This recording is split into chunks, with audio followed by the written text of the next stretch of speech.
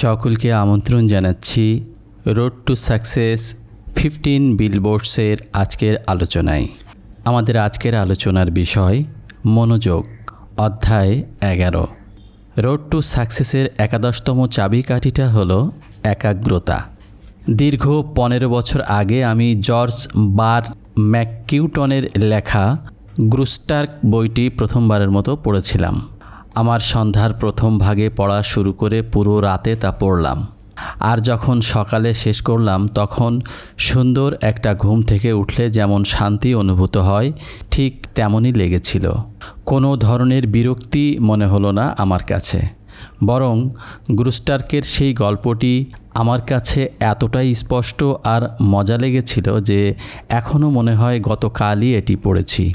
কয়েক বছর পরের কথা, তখন আমি আইন বিষয় নিয়ে পড়ছিলাম। কয়েক রাত ধরে আমি কয়েক ঘন্টার জন্য যখন পড়ছিলাম তখন নিজেকে জাগিয়ে রাখতে সর্বোচ্চ চেষ্টা করতে লাগলাম, আর গ্রিনলিফ অন এভিডেন্স ও ব্ল্যাকস্টোনস কমেন্টারিজ নিয়ে পড়ছিলাম। একবারে সর্বোচ্চ 2 ঘন্টা করে মনোযোগ ধরাতে পারতাম আমি। আর সবচেয়ে অদ্ভুত কথা হলো, যা পড়েছি তার অধিকাংশই পরের দিন পর্যন্ত মনে রাখতে পারিনি। এ দুবারের পড়ার মাঝে পার্থক্য কী ছিল? পার্থক্যটা শুধু এরকম, প্রথমবারের গল্পটা ছিল অনুভূত হওয়ার মতো আনন্দদায়ক কাহিনী, যার কারণে মস্তিষ্ক পূর্ণ সতর্ক এবং উন্মুক্ত ছিল, আর যাই পড়ছিলাম তার সবটাই সে স্মৃতিতে গেঁথে নিয়েছে। আর দ্বিতীয় বিষয়ে পড়ার ক্ষেত্রে পড়ার বিষয়টা ছিল নিষ্প্রাণ এবং রসহীন।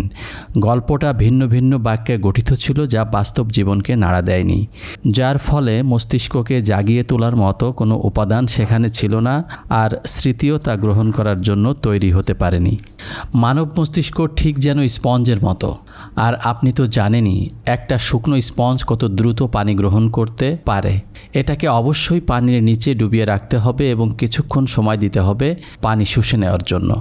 আর ঠিক এমনটা হয়ে থাকে মানব মস্তিষ্কের ক্ষেত্রেও। তাকে অবশ্যই জাগিয়ে তুলতে হবে, না হয় সে সব তথ্য পঞ্চ ইন্দ্রিয়ের সাহায্যে তার কাছে পাঠানো হচ্ছে সেগুলো সে জমা করবে না। এই নীতিটা ফ্রোবেল আবিষ্কার করেন। যখন ছোট বাচ্চাদেরকে শিক্ষাদান করার জন্য তাদের মস্তিষ্ক জাগিয়ে তোলে এবং খেলার ছলে তাদের আকর্ষণের বিষয়বস্তু জানতে চেয়েছিলেন, তখন ফ্রোবেলের মাথায় এই নীতিটা আসে। আপনার স্কুলের প্রথম সারির শিক্ষক হতে চাইলে খেলার ছলে শিক্ষার্থীদের আকর্ষণের বিষয়টা আপনাকে খুঁজে বের করতে হবে। এখনই পড়ার যে বিষয় আছে সেটা শেখার জন্য তাদের মস্তিষ্ককে জাগিয়ে তুলুন, আর দেখবেন তারা খুব দ্রুতই সে বিষয়ে অত্যন্ত দক্ষ হয়ে উঠবে, এবং এমনটা করা অন্য কোনো উপায়ে সম্ভব নয়।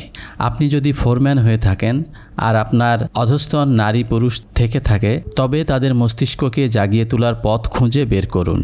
তাদের হাতে যে কাজ আছে সেটাকে আনন্দদায়ক করার মাধ্যমে হতে পারে, যে কাজ করছে সেটার প্রতি ভালোবাসা জন্মানোর মাধ্যমে, যেভাবেই হোক তাদের স্মৃতিকে জাগিয়ে তুলুন, আর দেখবেন সেখানে আপনি সকলের লক্ষণীয় ব্যক্তিতে পরিণত হয়েছেন।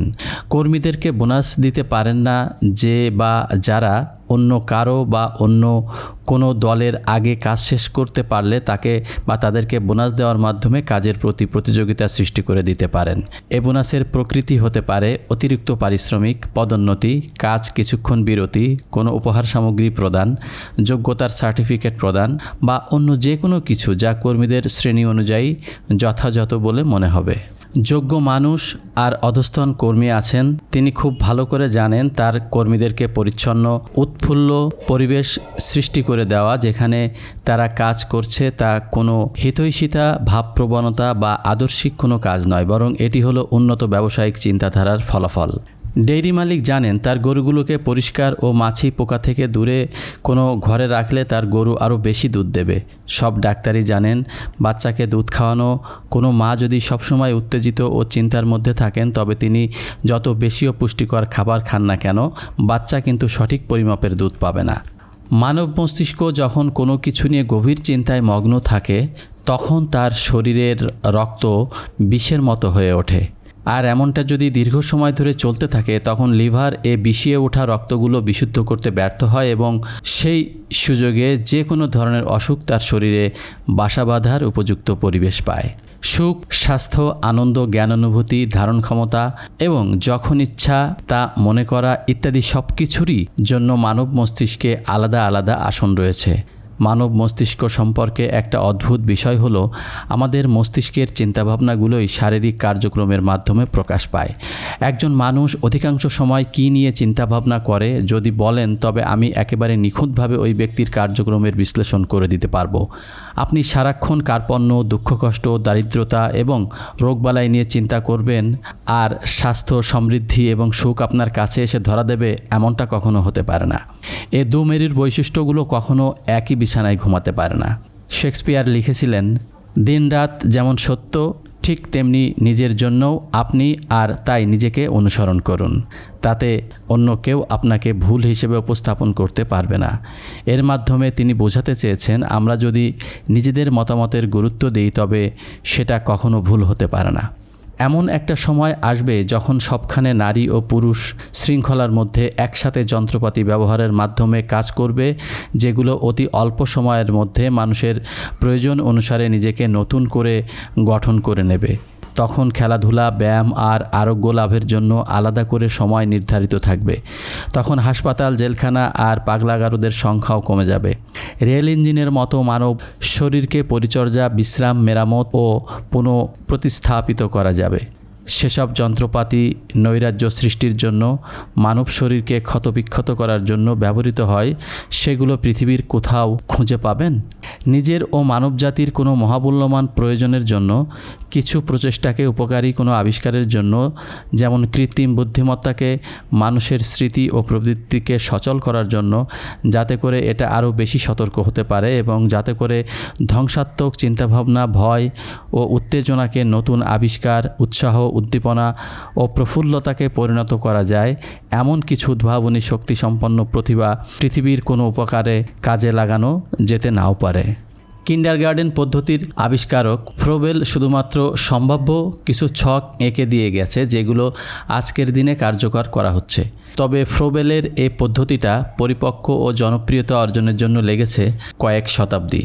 কেউ যদি তার এই পদ্ধতিটাকে অনুসরণ করে বাচ্চাদের মতো বড়দেরও কাজের ক্ষেত্রকে খেলার মতো করে কাজে লাগিয়ে একটা পদ্ধতি তৈরি করতে পারেন, তবে আমি লেখক কথা দিচ্ছি, তাকে পৃথিবীর মহান ব্যক্তিদের সাথে অমর করে রাখার জন্য খুবই কম সময় নেবে।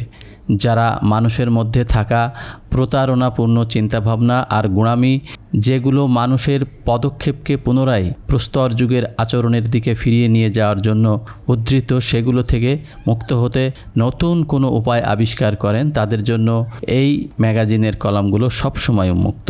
মানুষকে গঠনমূলক চিন্তাভাবনা করায় এমন যে কোনো কিছুই মূল্যবান। গোঁড়ামি দূর করে মানুষকে মুক্ত চিন্তা করতে বাধ্য করায় এমন যে কোনো কিছুই মূল্যবান। অবশ্য একসময় আপনি নিজের মধ্যে থাকা গোঁড়ামিগুলো ছুঁড়ে ফেলবেন, কারণ অন্য কেউ আপনাকে এটা বিশ্বাস করতে বলেছে। আর তখন স্বয়ংক্রিয়ভাবে আপনি নিজের মধ্যে থাকা পরজীবীগুলো, যেমন যন্ত্রণাদানকারী, যারা আপনার অজ্ঞতাকে ও অজানাকে ফুসলিয়ে বাড়িয়ে তোলে, ঝেঁটিয়ে বিদায় করতে সক্ষম হবেন। এ শয়তানতুল্য মন্ত্রণাদানকারীরা আপনাকে কিছুতেই উন্মুক্ত চিন্তা করতে দেবে না, কারণ উন্মুক্ত চিন্তার ফলে আপনার মধ্যে যে ভাবোদয় হবে, তাতে করে আপনি তাদেরকে খাজনা দেওয়া থেকে বিরত থাকবেন। সাধারণভাবে বলতে গেলে, যে মানুষ কর্তৃত্বের একেবারে শেষ পর্যায়েও থাকে, সেও ক্ষমতার লোভে চায় না নিজেকে তার পদ থেকে নিম্ন পদে সরিয়ে দিতে। যেসব ব্যক্তি পুরো পৃথিবীর বা অন্য কোনো অংশের ক্ষমতা দাবি করে নিজেদেরকে সুবিধাভোগী নেতৃত্বে পরিণত করেছে, তারা কম বা বেশি কিছুটা হলেও গোঁড়ামিপূর্ণ, সেটা কোনো এক বিষয় বা সকল ক্ষেত্রেও হতে পারে। শুনুন, এমন এক বিষয় সম্পর্কে আপনাকে ভালো মনে করতে হবে যেটা আপনি নিজের জন্য করছেন। শুধুমাত্র যে বিষয় সম্পর্কে আপনি ভেবেছেন এবং যা সমাধানে উপনীত হতে পেরেছেন, তা আপনার জন্য চিরস্থায়ী একটা মূল্যবান বিষয়ে পরিণত হবে। সুখ এমন এক বিষয় যা আপনি কখনো টাকা পয়সা দিয়ে ক্রয়, ধার বা অন্য কারো থেকে ছিনিয়ে আনতে পারবেন না। এটি আপনাকে আপনার চেতনার মধ্যে সৃষ্টি করতে হবে, আর এটা আপনি নিজের মধ্যে ততক্ষণ সৃষ্টি করতে পারবেন না যতক্ষণ না আপনার মনকে বোঝার চেষ্টা না করবেন। আমরা এতক্ষণ যে ধারণার অবতারণা করেছি তার উপর ভিত্তি করে নিজের মনকে বিশ্লেষণ করাই হবে সবচেয়ে ভালো উপায়। যখন আপনি আনন্দের সাথে কোনো কাজ করতে যাবেন, তখন দেখবেন আপনার শরীর আগের চেয়ে দ্বিগুণ বেশি কাজ করতে পারছে। দেখবেন এমন কাজে আপনি আপনার পুরো মন প্রাণ দিয়ে দিতে পারছেন। দেখবেন যারা অন্যদেরকে দিয়ে কাজ করিয়ে নেন তাদের এক্ষেত্রে এ নীতিটা অনুসরণ নতুন নতুন সম্ভাবনার দুয়ার খুলে দেবে, কারণ এ নীতির অনুসরণে তার কর্মীদের দক্ষতা, জীবনে আনন্দ আর তাদের উপার্জন ক্ষমতাও বাড়িয়ে দিয়েছে। আপনি আশপাশের নিত্যদিনের পরিবেশের প্রভাবে প্রভাবিত হয়ে চারিত্রিক বৈশিষ্ট্য গঠন করছেন। তারপর আপনি নিজের ইচ্ছা অনুযায়ী সে চরিত্রকে আলাদা এক রূপ দিতে পারেন। যদি মহান কোনো মানুষের ব্যক্তিত্বের মতো নিজেকে গড়ে তুলতে চান, তবে আপনার রুমের দেওয়ালে তাদের আদর্শ বাণীগুলোকে ঝুলিয়ে রাখুন, যেগুলো আপনি বেশি পছন্দ করেন। টেবিলে পছন্দের লেখকের বই রাখুন, যাতে করে সেগুলো হাতের কাছেই থাকে। আর হাতে একটি পেন্সিল নিয়ে মাঝে মাঝে সে বইগুলো নিয়ে বসুন। আপনাকে ভাবিয়ে তোলে এমন লাইনগুলো দাগিয়ে রাখুন। উন্নত চিন্তাভাবনা দিয়ে আপনার মস্তিষ্ক ভরপুর করুন, আর দ্রুতই দেখতে পাবেন যে পরিবেশ আপনি সৃষ্টি করেছেন সে অনুযায়ী আপনার মন মানসিকতাও সৃষ্টি হয়ে যাচ্ছে। আপনার নিজের মন সম্পর্কে আপনি কতটুকু জানেন আপনার আশপাশের লোকদের ধ্যান ধারণা সম্পর্কে। একজন বৃদ্ধ মহিলা 12 বছর ধরে বিছানায় পড়েছিলেন। অন্য কারো সাহায্য ছাড়া তিনি চলাফেরা করতে পারতেন না। একদিন এমন একজন লোক সে বাড়িতে এলো যার মধ্যে মানুষের মন সম্পর্কে সামান্য ধারণা আছে। বৃদ্ধ মহিলার আত্মীয় স্বজন সকলকে নিয়ে একটা সভা করে তাদেরকে জানালেন সকলে যদি ঘরটা খালি করে দেয় এবং বৃদ্ধ মহিলাকে বুঝতে দিতে হবে যে তিনি এই ঘরে একেবারে একা আছেন, তবে তিনি মহিলাকে সুস্থ করে তুলতে পারবেন। সকলে বেরিয়ে গিয়ে যখন পুরো ঘরটা খালি করে দেওয়া হলো, তখন তিনি হঠাৎই বৃদ্ধ মহিলার খাটে আগুন ধরিয়ে দিলেন। চিৎকার দিয়ে মহিলা এক লাফে নিজের কাপড় গুছিয়ে নিয়ে রুম থেকে বেরিয়ে গেলেন, যেন একেবারে সুস্থ একজন মানুষ। এরপর থেকে ওই মহিলা এখন স্বাভাবিক মানুষের মতোই আচরণ করছেন। আসলে তিনি বিছানায় পড়েছিলেন শুধুমাত্র মনের জোর ছিল না বলে। ঠিক একই কারণে আমাদের মধ্যে অধিকাংশ লোকই গরিব থেকে যায় শুধুমাত্র মনের জোরের অভাবেই। মানব মস্তিষ্ক বহু বৈশিষ্ট্য আর আচরণের এক জটিল সমাবেশ। পছন্দ এবং অপছন্দ, আশা এবং হতাশা, ঘৃণা এবং ভালোবাসা, গঠনমূলক এবং ধ্বংসাত্মক, উদারতা এবং নিষ্ঠুরতা নিয়ে গঠিত। এসব উপাদানের সমন্বয়ে বা এর চেয়ে আরও বহু বিষয়ের সমন্বয়ে গঠিত মানব মস্তিষ্ক। এই গুণাবলীর কিছু উপাদান কর্তৃত্বপরায়ণ। এই উপাদানগুলো পরিবেশ, পরিস্থিতি, প্রশিক্ষণ, সহচর্য আর বিশেষ করে ভাবনার মাধ্যমে নির্ধারিত হয়ে থাকে। দীর্ঘক্ষণ যে কোনো ভাবনাকে স্মৃতি ধারণ করতে পারে বা মনোযোগ সহকারে সেগুলো সেখানে বাস করার পরিবেশ পেতে পারে, এবং সচেতন মস্তিষ্ক যে কোনো সময় সেসব আচরণ দ্বারা আকর্ষিত হতে পারে যেগুলো সে অনেক সময় অনুসরণ করে থাকে। একটা ভাবনা মাটিতে পুঁতে দেওয়া একটি বীজের মতো, যা সময় মতো তারই স্বভাবের ফলাফল বয়ে আনে, অপেক্ষা করে আর বড় হয়ে ওঠে। আর তাই ভাবনাতে বাজে চিন্তাধারা ধারণের সুযোগ দেওয়া অত্যন্ত ধ্বংসাত্মক হতে পারে। এ ধরনের চিন্তাধারা আগে বা পরে যে কোনো সময় শারীরিক কার্যক্রমের মাধ্যমে প্রকাশ হবেই। স্বয়ংক্রিয় আচরণের নীতি অনুযায়ী স্মৃতি যা ধারণ করে এবং মনোযোগ প্রদর্শন করে, যে কোনো ভাবনা কার্যক্রমে রূপ দেওয়ার জন্য দ্রুত দানা বাঁধা শুরু করে। যদি স্বয়ংক্রিয় আচরণকে সাধারণের কাছে বোধগম্য করানো যায় এবং প্রকাশ্যে স্কুলে শিক্ষা দেওয়ার ব্যবস্থা করা হয়, তবে এটা মানুষের মধ্যে নৈতিকতাকে ও বিশ্ব অর্থনীতিকে 20 বছরের মধ্যে পাল্টে দিতে পারবে। এ নীতির অনুসরণে মানব মস্তিষ্কের মধ্যে বাস করা ধ্বংসাত্মক আচরণগুলো থেকে পরিত্রাণ পেতে পারে শুধুমাত্র প্রতিনিয়ত গঠনমূলক আচরণ প্রবেশের সুযোগ দেওয়ার মাধ্যমে। মানবিক গুণগুলোকে সবসময় সূর্যালোকের মাধ্যমে প্রতিপালন করে জিইয়ে রাখতে হয়। পৃথিবীর সব জায়গায়, সব ক্ষেত্রে এ প্রতিপালনের একটা নিয়ম রয়েছে এবং সেগুলোকে জিইয়ে রাখতে এবং বড় হতে সব ধরনের চেষ্টা চালিয়ে যেতে হয়। এই নিয়ম অনুযায়ী যে প্রাণী এ নিয়মের প্রতিপালন এবং ব্যবহার করবে না, তাদেরকে অবশ্যই বিলীন হয়ে যেতে হবে। আর এই নিয়ম মানব মস্তিষ্কের ক্ষেত্রেও সবচেয়ে বেশি কার্যকর। মানব স্বভাবে যে কোনো আচরণ গড়ে তুলতে হলে শুধুমাত্র সে আচরণের প্রতি সার্বক্ষণিক দৃষ্টি রাখা অত্যন্ত জরুরি। সেটা নিয়ে ভাবনা চিন্তা করতে হবে এবং সুযোগে তা ব্যবহারও করতে হবে। অশুভ আচরণ যে কোনো সময় কার্যে পরিণত হয়ে ধ্বংসলীলা চালাতে পারে। নরম মনের বাচ্চাদেরকে এই নীতিটা ফলিত মনোবিজ্ঞানের মূল তত্ত্বের বিষয়। এখন এই নীতিটি আপনি কোনো কাজে লাগাতে চাচ্ছেন? যতক্ষণ আপনি এটিকে আপনার নিজের স্বার্থে ব্যবহার করার কথা ভাবছেন না বা অন্য কেউ এই নীতিটিকে এক শিক্ষা আন্দোলনের রূপদান করার জন্য অপেক্ষা করছেন, ততক্ষণ এটি কার্যকর নাও হতে পারে।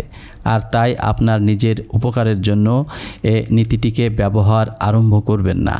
আপনার সন্তান হয়তো স্কুলে এই প্রশিক্ষণটা পাওয়ার মতো ভাগ্য নিয়ে জন্মায়নি, কিন্তু কোনো কিছুই আপনাকে বাধা দিয়ে আটকিয়ে রাখতে পারবে না যদি আপনি নিজে তাকে বাসায় এই প্রশিক্ষণ দিতে চান। এই স্বয়ংক্রিয় আচরণের নীতি শেখার মতো পড়াশোনা হয়তো আপনার ভাগ্যে জোটেনি, কিন্তু এই মুহূর্তে নীতিটা পড়াশোনা বোঝা ও আপনার জীবনে কার্যকর করা থেকে কোনো বাধাই আপনাকে দূরে সরিয়ে রাখতে পারবে না। মানব মস্তিষ্ক নামের বিস্ময়কর এই যন্ত্রটা সম্পর্কে কিছু জানুন। এটি আপনার ক্ষমতার আসল উৎস। দুশ্চিন্তা আর অর্থনৈতিক মুক্তি যদি আপনি পেতে চান, তবে তা সম্ভব একমাত্র আপনার এই যন্ত্রের কার্যক্ষমতাকে কাজে লাগানোর মাধ্যমে। ফলিত মনোবিজ্ঞানের এই নীতিটিকে যদি আপনি ভালোভাবে বুঝে বুদ্ধিমত্তার সাথে ব্যবহার করতে পারেন, তবে বিগত দিনের ব্যর্থতাকে সফলতায় রূপদান করতে পারবেন। জীবনে যা কিছু পেতে চেয়েছেন তার সব কিছুই আপনি অর্জন করতে পারবেন। একবার যদি এই নীতিটি ভালোভাবে রপ্ত করে ফেলতে পারেন, তবে সুখী হতে আর বেশি দূরে আপনি থাকবেন না। আর যত দ্রুত এই নীতিটাকে বাস্তবে রূপদান করবেন, ঠিক তত দ্রুতই অর্থনৈতিকভাবে সফলতা অর্জন করবেন। মানব মস্তিষ্কে এমন কোনো কিছু নেই যা আধ্যাত্মিকতার স্বাদ আপনাকে দিতে পারে। এটি শারীরিক ও অর্থনৈতিক আইন আর নীতির সংমিশ্রণে কাজ করে। আপনার ইচ্ছামতো তাকে কাজ করানোর জন্য পৃথিবীর কারো সহচর্যের প্রয়োজন নেই। আপনার মস্তিষ্ক হলো সেই জিনিস যেটা আপনি নিজে নিয়ন্ত্রণ করেন।